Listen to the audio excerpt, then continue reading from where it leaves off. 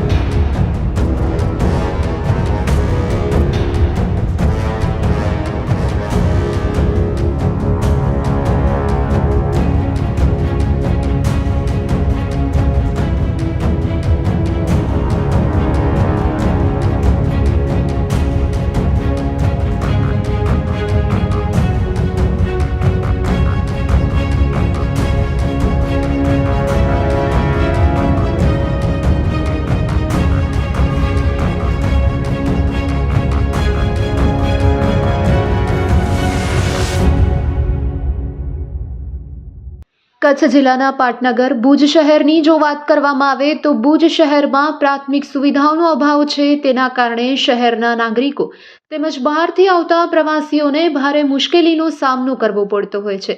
અમારા કચ્છકારે ટીવી ન્યૂઝની ટીમ દ્વારા સમયાંતરે આ માટેના અહેવાલ પણ પ્રકાશિત કરવામાં આવી રહ્યા છે. તેમ છતાં હજુ સુધી તંત્રના ધ્યાને આ વાત કેમ નથી આવતી તેવા સવાલો પણ જાગૃત નાગરિકોમાં ઉઠી રહ્યા છે.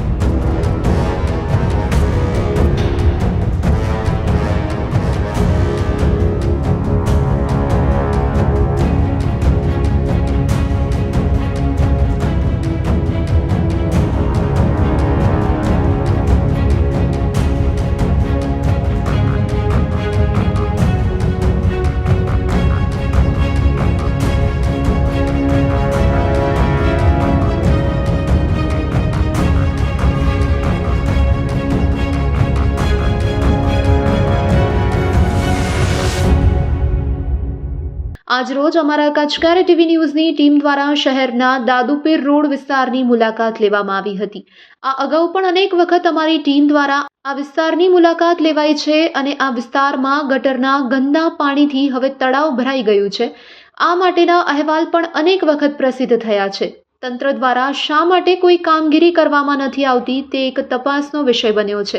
આજ રોજ અમારા કેમેરામાં એવા દ્રશ્ય પણ કેદ થયા હતા કે જે ટુરિસ્ટ છે, વિદેશથી જે પ્રવાસીઓ કચ્છની મુલાકાતે આવે છે તે પ્રવાસીઓ આ ગટરના ગંદા પાણીવાળા વિસ્તારના ફોટો પોતાના કેમેરામાં કેદ કરી અને કચ્છની એક ખરાબ છાપ વિદેશ લઈને પાછા ફરી રહ્યા છે.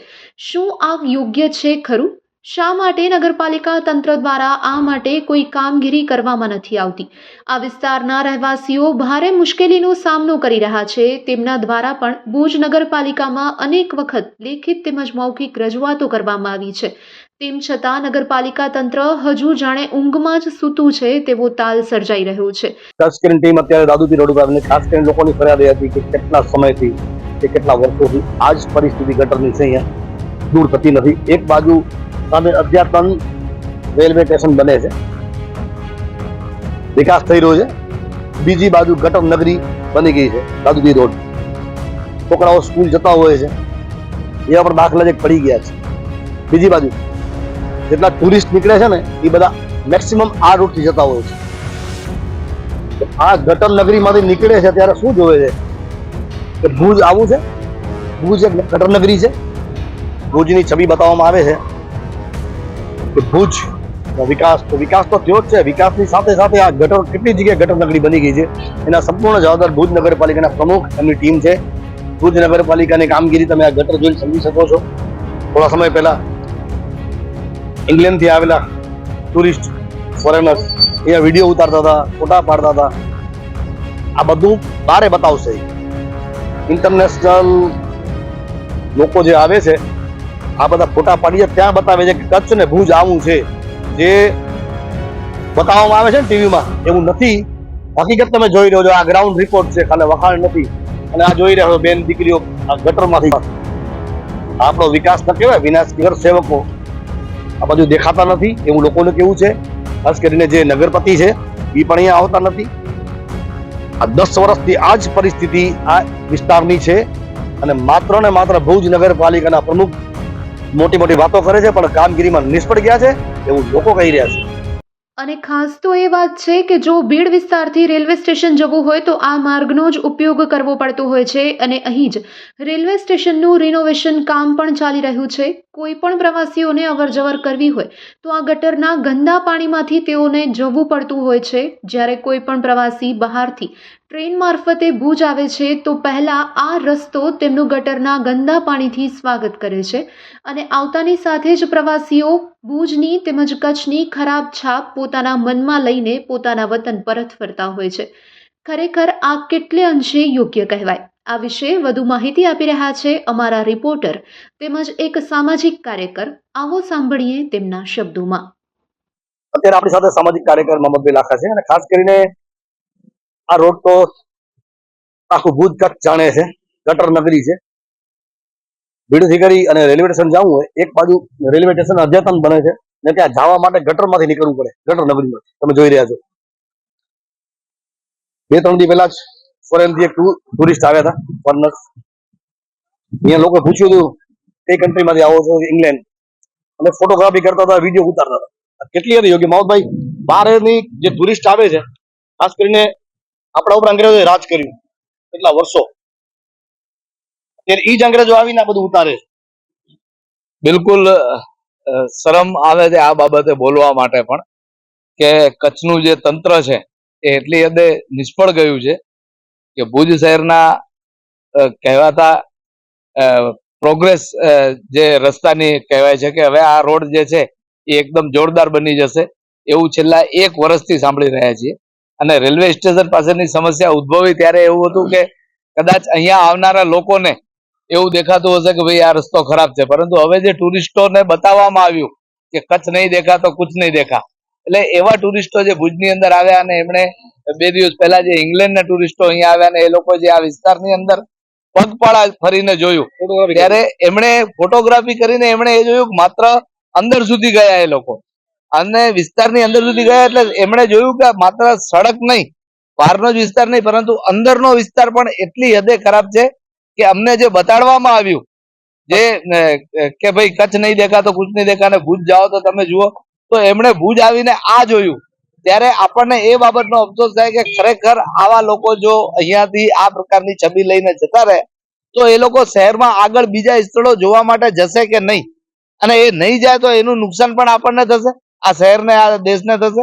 અને બીજું કે જે લોકો આ જોઈને ગયા પછી એ લોકોને એમ તો થશે ને કે આ જે બતાડવામાં આવી રહ્યું છે અમને એ કેટલું ખોટું છે, કેટલી હદે ખોટું ચિત્રણ કરવામાં આવ્યું છે જેની અંદર સરકારની ઇમેજ ખરાબ થાય છે. અને એ માત્ર ને માત્ર ભુજ નગરપાલિકાના કારણે થાય છે, માત્ર ને માત્ર ભુજ નગરપાલિકાના કારણે. તો ભુજ નગરપાલિકા કમથી કમ એટલું તો વિચારવું જોઈએ કે આ જે રસ્તા ઉપર પરિસ્થિતિનું નિર્માણ થયું છે એના ઉકેલ માટે તાત્કાલિક એમની પાસે હયાત મશીનરી લગાડી અને આ રસ્તા સમસ્યાનો ઉકેલ કરવામાં આવે. ખાસ કરીને માઉદભાઈ કે આ બધા ટુરિસ્ટ નીકળે છે ત્યાં રેલવે સ્ટેશનથી, બરાબર, એમએચ ગાડી છે, બોમ્બેની ગાડી છે, અહીંથી નીકળે છે તો આ ગટરમાંથી જાય છે. બિલકુલ, હું એમ કહું કે બહારથી જે લોકો આવે છે એ તો એક ખરાબ ઇમેજ લઈને જ જાય છે.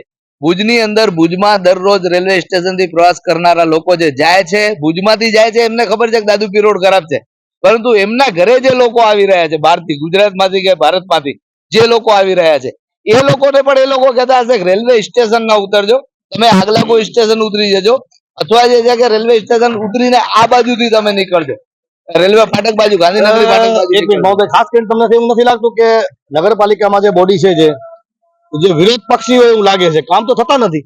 બિલકુલ, આખી ચૂંટાયેલા તમામ નગરસેવકો આ બાબતે બિલકુલ પણ નિષ્ક્રિય ગયા છે, સ્પષ્ટ છે.